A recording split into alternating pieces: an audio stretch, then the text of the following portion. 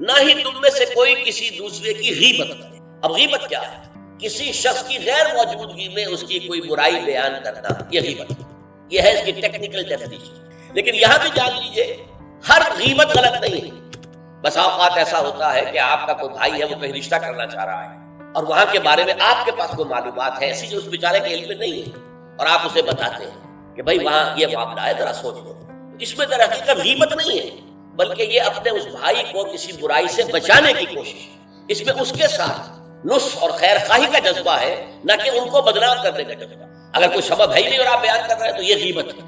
لیکن اگر معاملہ اس طرح کا ہے تو ظاہر بات ہے اسی طریقے سے کوئی کسی قوم کے رہنما ہے اور بڑے بڑی شخصیتیں ہیں، اب ان کے بارے میں یہ ہے کہ پبلک میں اگر آپ کو ان پر تنقید کرنی پڑے تو اس کے اندر بھی دیکھا جائے گا کہ وہاں اس کا ہونا ضروری نہیں ہے۔ وہ تنقید جو ہے آپ ملک اور قوم کی مصلحت میں کر رہے ہیں۔ تو گویا کہ اس طریقے سے غیبت کی ہر شکل جو ہے وہ حرام نہیں ہے۔ البتہ ایک خیال لوگوں کو بڑا غلط ہے، وہ میں ایک حدیث کے حوالے سے اس کا اطلاع کر دینا چاہتا ہوں۔ یہ حضور سے سوال کیا گیا کہ پوچھا گیا کہ غیبت کیا ہے۔ یہ حدیث ہے، مسلم شریف میں بھی ہے، ابو داؤد میں بھی ہے، ترمذی میں ہے، نسائی میں ہے۔ یہ حضرت ابو ہریرہ رضی اللہ تعالی عنہ سے، اور امام مالک نے ایسی ایک حدیث جو ہے موطا میں مطلب بن عبداللہ سے جو ہے روایت کی۔ حضور سے پوچھا گیا کہ غیبت کیا ہے؟ آپ نے فرمایا ذکروں کا اخاک بما یکرہ، تمہارا اپنے بھائی کا تذکرہ کرنا کسی ایسے اعتبار سے جو اسے ناپسند ہو۔ اگر اس کے سامنے کرو گے اسے ناپسند ہوگا، اس کے علم میں آئے گا کہ میرے بارے میں یہ بات کہی گئی ہے تو اسے ناپسند ہوگی۔ ایسی بات کا اس کی غیر موجودگی میں بیان کرنا۔ اب قیلا کہا گیا، سوال کیا گیا، افرأیت، کہ حضور آپ ذرا غور کیجئے، ان کان فی اخی ما اقول، اگر میرے بھائی میں وہ شے واقعتاً موجود ہے جو میں کہہ رہا ہوں تو کیا اس صورت میں بھی غیبت ہوگی؟ قال، فرمایا حضور نے، غور سے سنیے، ان کان فیہ ما تقول فقد اغتبت، اگر تو اس میں وہ برائی ہے جو تم کہہ رہے ہو تو تم نے غیبت کی۔ وَإِن لَمْ يَكُنْ فِيهِ، اور اگر نہیں ہے اس میں وہ شے اور تم پھر بھی کہہ رہے ہو ما تقول فقد بہتته، تو تم نے اس پر بہتان لگایا۔ یہ تو دوہرا جرم ہو گیا، اس میں کوئی خرابی نہیں ہے، برائی نہیں ہے اور آپ بیان کر رہے ہیں، تو یہ تو بہتان ہے۔ البتہ کسی میں کوئی برائی ہے، خرابی ہے، نقص ہے، تو یہ در حقیقت جو ہے آپ کا اس کی غیر موجودگی میں بیان کرنا، یہ غیبت ہے۔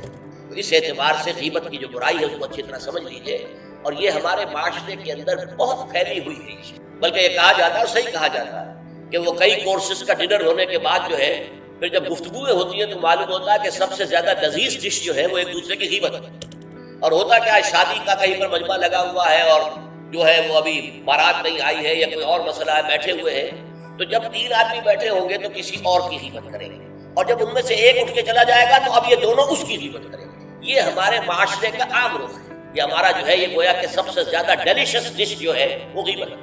تو اس کے لیے شدت کے ساتھ روکا گیا، اور اس کے لیے جو پھر تمثیل دی گئی، اَيُحِبُّ أَحَدُكُمْ أَن يَأْكُلَ لَحْمَ أَخِيهِ مَيْتًا فَكَرِهْتُمُوهُ، کیا تم میں سے کوئی شخص سے پسند کرے گا کہ وہ اپنے مردہ بھائی کا گوشت کھائے؟ تو اس پر تو تمہیں گھن آ گئی، تمہیں بہت برا لگا۔ کوئی شخص گوارا کرے گا کہ اپنے مردہ بھائی کا گوشت کھائے؟ لیکن سوچئے کہ ایسی تمثیل کیوں دی؟ یہ اللہ کا کلام ہے، بغیر کسی ربط کے۔ تمثیل اور تشبیہ جو ہوتی ہے کسی ربط کی بنیاد پر ہوتی ہے نا، ورنہ تشبیہ اور تمثیل کا فائدہ کیا ہوگا؟ ربط کیا ہے؟ جیسے ایک مردہ اپنے دفاع پر کے قابل نہیں ہے، آپ ادھر سے بوٹی کاٹ لیجئے، ادھر سے بوٹی کاٹ لیجئے، بڑا مردہ ہے، آپ پوری اختیار کے ساتھ جہاں سے چاہے اس کی بوٹی اڑا لیں۔ اگر وہ زندہ ہو تو وہ ہاتھ لگا دے گا آپ کو جسم کے اپنے کسی حصے میں۔ بعین ہی یہ معاملہ ہے، آپ کا بھائی موجود نہیں ہے اور آپ اس کی عزت پر حملہ کر رہے ہیں، مانوی شخصیت پر حملہ ہے۔ اس جسم کی نسبت مانوی شخصیت زیادہ قیمتی ہے، زیادہ اہم ہے۔ آپ اس کی مانوی شخصیت پر، اس کی عزت پر حملہ کر رہے ہیں، اور وہ قادر نہیں ہے دفاع کرنے پر۔ اگر وہ ہوتا بات کرتے، اور یہ چیز پسندیدہ ہے، اگر آپ پبلک کے اندر اس کے منہ پر کہیں بات تو معلوم ہوگا۔ بلکہ اس میں جو پسندیدہ ترین بات ہے وہ یہ ہے کہ کسی بھائی کا کوئی عیب ہے، علیحدگی میں جا کر بتاؤ، بھائی تمہارے اندر مجھے یہ نقص نظر آ رہا ہے، برا نہ ماننا، میں نے تمہاری اصلاح کے لیے کہا ہے، یہ تم سے کوئی قد نہیں ہے، دشمنی نہیں۔ یہ نہایت پسندیدہ بات ہے۔ اس کو کہا گیا المسلم مرآۃ المسلم، ایک مسلمان دوسرے مسلمان کے لیے آئینے کے مانند ہے۔ جیسے آپ آئینہ دیکھتے دیکھ رہے ہیں، یہاں کوئی داغ لگا ہوا ہے، دھبا لگا ہوا ہے، آپ دھو دیتے ہیں، ہٹا دیتے ہیں۔ اسی طریقے سے ایک مسلمان کو اپنے مسلمان بھائی کے لیے آئینے کے مانند ہونا چاہیے کہ وہ اسے اس کی خرابیوں پر، اس کی برائیوں پر مطلع کرے۔ لیکن یہ اطلاع جو ہے یہ ہوگی خلوص کی بنیاد پر، خیر خواہی کی بنیاد پر، اسے ذلیل کرنے کے لیے نہیں، اسے بدنام کرنے کے لیے نہیں، بلکہ یہ کہ اس کے سامنے علیحدگی میں تنہائی میں بات کی جائے، البتہ اس کی غیر موجودگی میں بات کی جائے، وہ غیبت ہے۔ اور وہ بالکل صحیح تمثیل ہے جو قرآن نے استعمال کی، صحیح ترین تمثیل۔ اَيُحِبُّ أَحَدُكُمْ أَن يَأْكُلَ لَحْمَ أَخِيهِ مَيْتًا فَكَرِهْتُمُوهُ، کیا تم میں سے کوئی شخص پسند کرے گا اپنے مردہ بھائی کا گوشت کھائے؟ بالکل اسی طریقے سے وہ تمہارا بھائی جو محفل میں نہیں ہے، وہ اپنی عزت کے دفاع پر قادر نہیں ہے۔ اگر وہ ہوتا تو کہتا بھائی آپ غلط کہہ رہے ہیں، آپ کو مغالطہ ہوا ہے، بات یوں نہیں تھی یوں تھی، وہ ایکسپلین کرتا، وہ اپنا دفاع کرتا، وہ اپنی شخصیت کا، اپنی عزت کا تحفظ کرتا، لیکن وہاں نہیں ہے تو وہ تو اپنے تحفظ پر قادر نہیں ہے۔ لہذا یہ غیبت در حقیقت معنوی سطح پر وہی شے ہے جو مادی سطح پر کسی مردہ بھائی کا گوشت کھانا ہے۔ فَكَرِهْتُمُوهُ، یہ تو تمہیں بہت برا لگا یہ بات۔